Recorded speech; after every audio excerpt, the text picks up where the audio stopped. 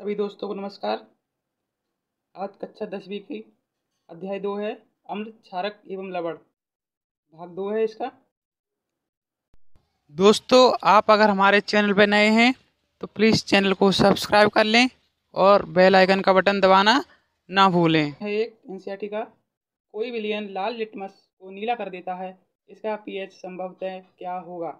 यह एनसीईआरटी का प्रश्न है। तो ए ऑप्शन है 1, बी है 4, सी है 5 और डी है 10। तो इसका उत्तर होगा क्षारीय विलयन लाल लिटमस को नीला करते हैं। क्षारीय विलयनों का पीएच 7 से अधिक होता है, इसलिए इस विलयन का पीएच मान 10 होगा।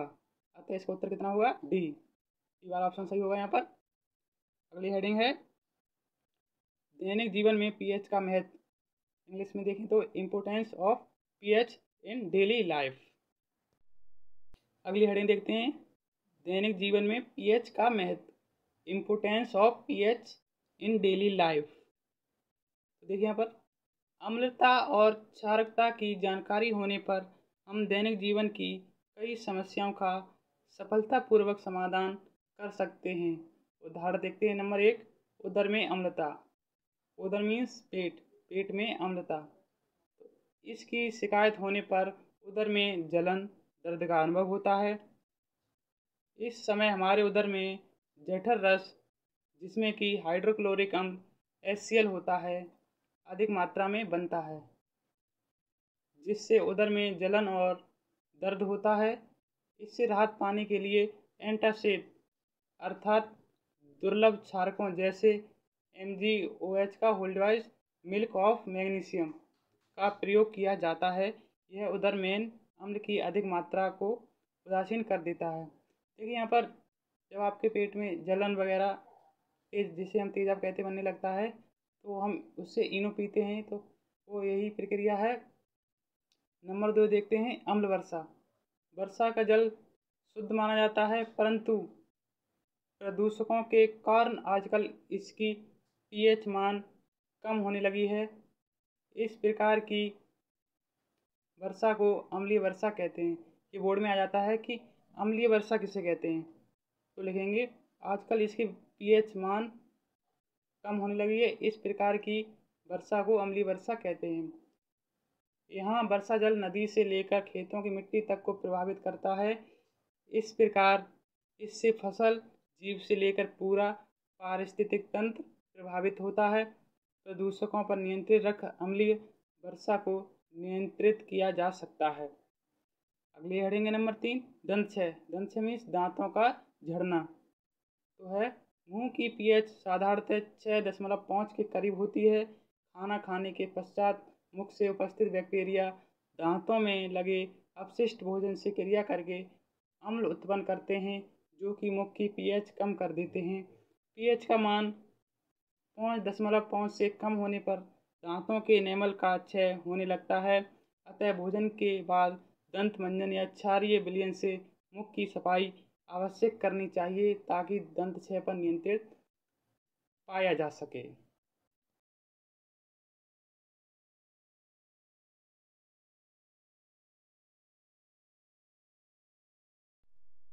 अगली हेडिंग है कीटों का डंक।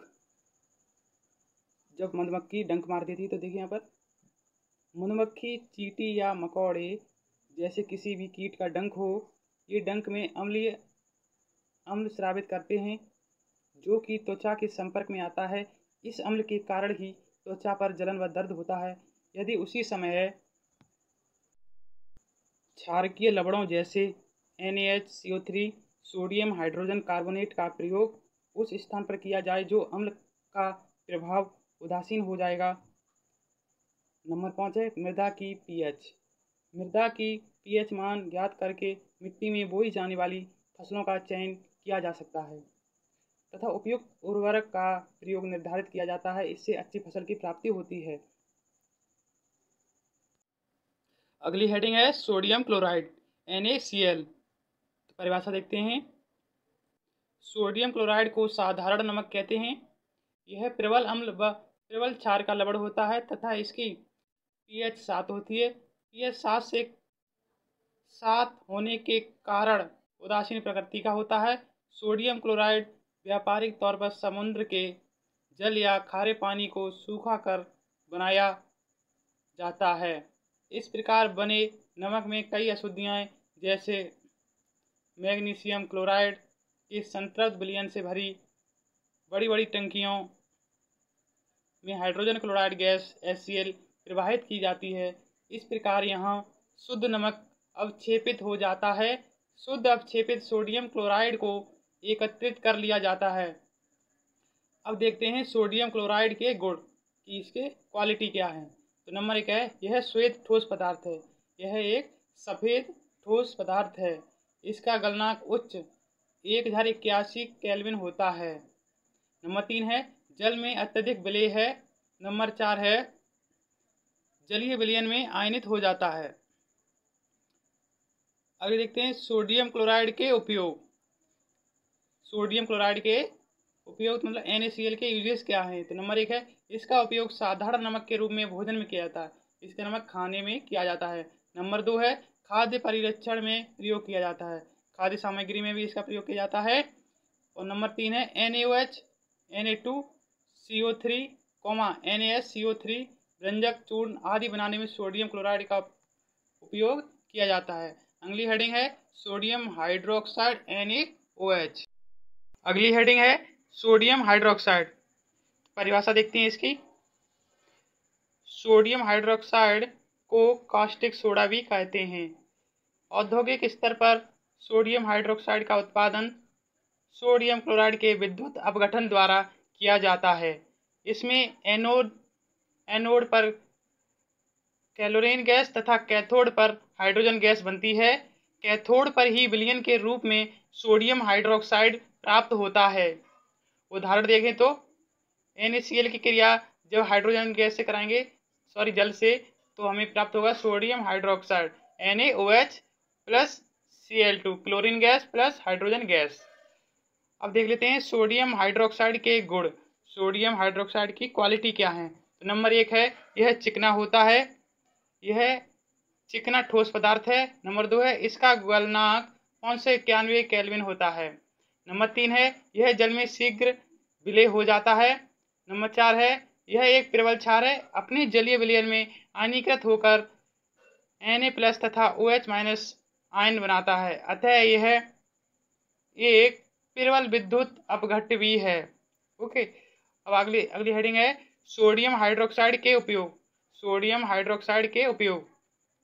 तो नंबर 1 डालेंगे, साबुन, कागज, सिल्क उद्योग तथा अन्य रसायनों के निर्माण में इसका उपयोग किया जाता है। नंबर 2 है, बॉक्साइड के धातु क्रम में उपयोग होता है। नंबर 3 है, पेट्रोलियम के शोधन में उपयोग किया जाता है। नंबर 4 है, वसा व तेलों के निर्माण में काम में लिया जाता है। नंबर 5 है, प्रयोगशाला अभिकर्मक के रूप में होता है। अगली हेडिंग है व्यंजक चूर्ण, जिसे हम कहते हैं ब्लीचिंग पाउडर इंग्लिश में। सूत्र होता है इसका कैल्शियम ऑक्सीक्लोराइड CaOCl2।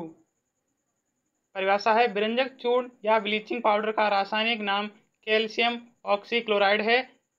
शुष्क भुजे हुए चूने पर क्लोरीन गैस प्रवाहित करके इसका उत्पादन किया जाता है। देख लेते हैं CaOH का होल्ड वाइज। तो यहाँ लिखेंगे calcium hydrogen oxide plus Cl2। जब कैल्शियम हाइड्रोक्साइड की क्रिया क्लोरीन से कराएंगे तो हमें calcium oxychloride CaOCl2 plus H2O जल प्राप्त होगा। अब देख लेते हैं व्यंजक चूर्ण के उपयोग। तो नंबर 1 है, यह पीला तीक्ष्ण गंध वाला ठोस पदार्थ है। यह पीला तीक्ष्ण गंध वाला ठोस पदार्थ है। नंबर 2 है, ठंडे जल में विलेय है। नंबर 3 है, वायु में खुला रखे पर क्लोरीन गैस देता है। अगर इसे हम वायु में खुला रख दें तो यह क्लोरीन गैस को मुक्त करता है। नंबर 4 है, यह तनु अम्लों से क्रिया करके क्लोरीन गैस देता है। ये सूत्र देख लेते हैं CaOCl2 प्लस H2SO4। जब कैल्शियम ऑक्सीक्लोराइड की क्रिया हाइड्रोजन सल्फेट से कराएंगे तो CaSO4 calcium sulphate plus H2O जल प्लस Cl2 क्लोरीन यहाँ पर मुक्त होगी। नंबर 2 देखते हैं, कैल्शियम ऑक्सीक्लोराइड की क्रिया जब हम HCl हाइड्रोजन क्लोराइड से कराएंगे तो हमें calcium chloride CaCl2 plus H2O जल प्लस Cl2, यहाँ भी क्लोरीन मुक्त होती है गैस। जब हमें एरो ऊपर की तरफ दिखाई देता है तो यहाँ पर मुक्त, और नीचे होता है तो प्रयुक्त होती है। नंबर 5 है व्यंजक चूर्ण से मुक्त क्लोरीन गैस जल से संयोग कर नवजात परमाणुिक ऑक्सीजन निकलती है। यही ऑक्सीजन व्यंजक क्रिया करती है और ऑक्सीकरण की तरह व्यवहार करती है। उदाहरण देखते हैं H2O। जब जल की क्रिया क्लोरीन Cl2 से कराएंगे तो हमें प्राप्त होगा HCl, hydrogen chloride plus oxygen. जैसे रंगीन पदार्थ की क्रिया जब हम ऑक्सीजन से कराएंगे तो हमें रंगहीन पदार्थ ही प्राप्त होगा। जब रंगीन पदार्थ की क्रिया ऑक्सीजन से कराएंगे तो यहाँ पर रंगहीन, जिसमें कोई रंग नहीं है, वही पदार्थ प्राप्त होगा। अब देख लेते हैं व्यंजक चूर्ण के उपयोग। व्यंजक चूर्ण के उपयोग तो नंबर 1 है वस्त्र उद्योग में व्यंजक के रूप में, जो कपड़े की फैक्ट्रियां होती हैं उसमें कपड़े के रंगाई में यह काम आता है। नंबर 2 है कागज उद्योग में व्यंजक के रूप में, कागज बनाने में यह कार्य आता है। नंबर 3 है पेयजल को शुद्ध करने में, जो जल दूषित होता है उसको कीटाणु मुक्त करने के लिए भी इसका उपयोग किया जाता है। नंबर 4 है रोगाणुनाशक एवं ऑक्सीकारक के रूप में। नंबर 5 है प्रयोगशाला अभिकर्मक के रूप में किया जाता है। ओके, अब अगली हेडिंग है बेकिंग सोडा, NaCO3 इसका सूत्र है। तो परिभाषा देखते हैं। बेकिंग सोडा को खाने का सोडा भी कहते हैं। इसका रासायनिक नाम सोडियम हाइड्रोजन कार्बोनेट है।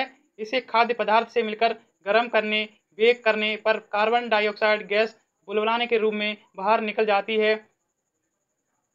इस प्रकार केक जैसे खाद्य पदार्थ फूलकर हल्के हो जाते हैं और उनमें छिद्र पड़ जाते हैं। NaCl का उपयोग करके बेकिंग सोडा बनाया जाता है। उदाहरण देख लेते हैं। NaCl सोडियम क्लोराइड की क्रिया जब हम जल से कराएंगे, H2O जल से कराएंगे plus CO2 carbon dioxide plus NH3, तो हमें प्राप्त होगा NH4Cl plus NaSCO3 sodium hydrogen carbonate. अब इसके गुण देख लेते हैं। गुण है नंबर 1 है यह श्वेत क्रिस्टलीय ठोस है। नंबर 2 है यह जल में अल्प विलेय है, मीन्स इसका कि जल में यह आधा ही घुलता है। नंबर 3 है जल में इसका विलयन क्षारीय होता है, जल में यह क्षारीय प्रकार का होता है। नंबर 4 है इसे गर्म करने पर कार्बन डाइऑक्साइड गैस निकलती है। देखिए यहाँ पर sodium hydrogen carbonate NaSCO3 arrow Na2CO3 sodium carbonate plus H2O plus CO2। हमने सोडियम हाइड्रोजन कार्बोनेट को 3 भागों में टूट जाता है ये। अगला है बेकिंग सोडा के उपयोग। तो नंबर 1 है खाद्य पदार्थों में बेकिंग पाउडर के रूप में, खाद्य पदार्थों खाना बनाने में बेकिंग पाउडर का उपयोग किया जाता है। नंबर 2 है सोडा वाटर तथा सोडा युक्त शीतल पेय बनाने में, सोडा युक्त प्लस सोडा युक्त शीतल पेय बनाने में। नंबर 3 है पेट की अम्लीयता को दूर करने में एंटासिड के रूप में। नंबर 4 है अग्निशामक यंत्रों में। नंबर 5 है प्रयोगशाला में अभिकर्मक के रूप में प्रयोग किया जाता है। अगली हेडिंग है धावन सोडा। इसका सूत्र होता है Na2CO3 into 10H2O sodium carbonate into जल। धावन सोडा की अब परिभाषा देखते हैं। इसे कपड़े धोने का सोडा भी कहते हैं। इसका रासायनिक नाम सोडियम कार्बोनेट है। इसमें एक सोडियम कार्बोनेट अणु के 10 अणु क्रिस्टलन जल होता है। सोडियम कार्बोनेट का साल्वे विधि से निर्माण किया जाता है। एक अन्य विधि में बेकिंग सोडा को गर्म करने पर सोडियम कार्बोनेट प्राप्त होता है। इसे पुनः क्रिस्टलीकरण करने पर कपड़े धोने का सोडा अर्थात धावन सोडा प्राप्त होता है। सूत्र देखते हैं। NaCO3 सोडियम हाइड्रोजन कार्बोनेट को जब हम तोड़ेंगे तो किसमें टूटेगा, sodium carbonate Na2CO3 plus H2O जल में, और कार्बन डाइऑक्साइड यहाँ पर मुक्त होगी।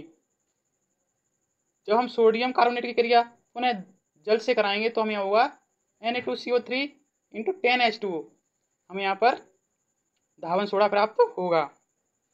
अब देख लेते हैं धावन सोडा के गुण, क्वालिटी ऑफ धावन सोडा। तो नंबर 1 है यह सफ़ेद क्रिस्टलीन ठोस होता है। नंबर 2 है यह जल में विलय होता है, मीन्स इसमें जल में घुल जाता है। नंबर 3 है इसका जलीय विलयन क्षारीय होता है, यह क्षारीय प्रकृति का होता है। नंबर 4 है यह गर्म करने पर क्रिस्टलन जल त्याग कर सोडा ऐश बनाता है।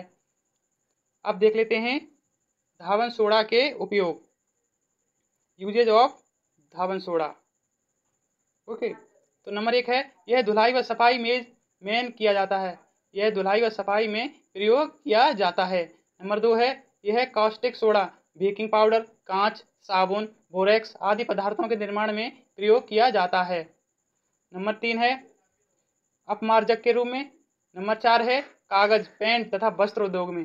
नंबर 5 है, प्रयोगशाला में अभिकर्मक के रूप में। और नंबर 6 है, जल की स्थायी कठोरता को दूर करने में। अब अगली हेडिंग है plaster of Paris, CaSO4 into 1/2 H2O। तो देखिए परिभाषा, प्लास्टर ऑफ पेरिस का रासायनिक नाम कैल्शियम सल्फेट का अर्धहाइड्रेट है। फ्रांस की राजधानी पेरिस में जिप्सम को गर्म करके सबसे पहले इसे बनाया गया था, अतः इसका नाम प्लास्टर ऑफ पेरिस रखा गया। इसे पीओपी भी कहते हैं, शॉर्ट में हम इसे पीओपी कह देते हैं।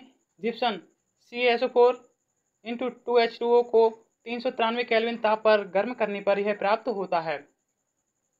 अब देख लेते हैं, प्लास्टर ऑफ पेरिस को और अधिक गर्म करने पर संपूर्ण क्रिस्टलन जल निकल जाता है और मृत तापित प्लास्टर प्राप्त होता है। ओके, अब देखते हैं प्लास्टर ऑफ पेरिस के गुण। प्लास्टर ऑफ पेरिस के गुण, यह ठोस चिकना पदार्थ है। नंबर 2, इसमें जल मिलाने पर 15 से 20 मिनट में जमकर ठोस और कठोर हो जाता है। और नंबर 3 है, CaSO4 into 1/2 H2O plus H2O की जब क्रिया कराएंगे तो हमें प्राप्त होगा CaSO4 calcium sulphate into H2O जल। अगर वीडियो अच्छी लग रही हो तो लाइक कर दें और वीडियो को पॉज करके आप इसे नोट भी कर सकते हैं। अब देखते हैं प्लास्टर ऑफ पेरिस के उपयोग। तो नंबर 1 है, इसका महत्वपूर्ण उपयोग टूटी हुई हड्डियों को जोड़ने के लिए प्लास्टर चढ़ाने में। नंबर 2, उपकरणों को वायुयुद्ध बनाने में। नंबर 3, भवन निर्माण में। नंबर 4, दंत चिकित्सा में। और नंबर 5 है, मूर्तियां आदि सजावटी सामान को बनाने में।